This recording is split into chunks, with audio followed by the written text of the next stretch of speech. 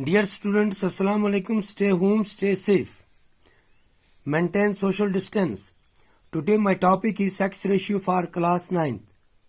Sex ratio is defined as the number of females per 1000 males in the population. This information is an important social indicator to measure the extent of equality between males and females in a society at a given time. The sex ratio in the country has always remained unfavorable to females. Find out why this is so and this table shows the sex ratio from 1951 to 2011. Literacy rate. Literacy is a very important quality of a population.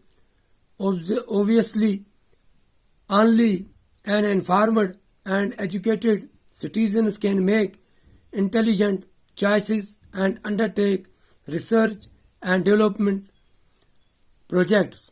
Low levels of literacy rate are a serious obstacles for economic improvement. According to the census of 2011, a person aged 7 years and above who can read and write with understanding in any language is treated as literate. There has been steady improvement in the literacy levels in India. The literacy rate in the country as per the census of 2011 is 73%, 80.9% for males and 64.6% for females. Why do such differences exist? Occupational structures. The percentage of population that is economically active is an important index of development. The distribution of population according to different types of occupation is referred to as the occupational structure. An immense variety of occupations are found in any country. Occupations are generally classified as primary, secondary, and tertiary.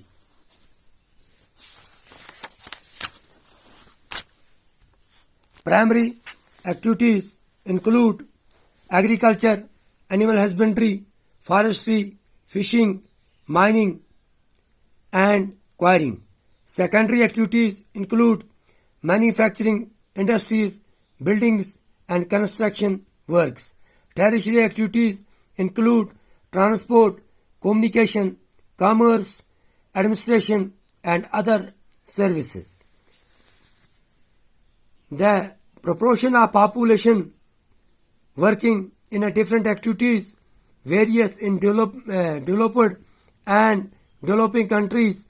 Developed nations have a high proportion of people in secondary and tertiary activities. Health.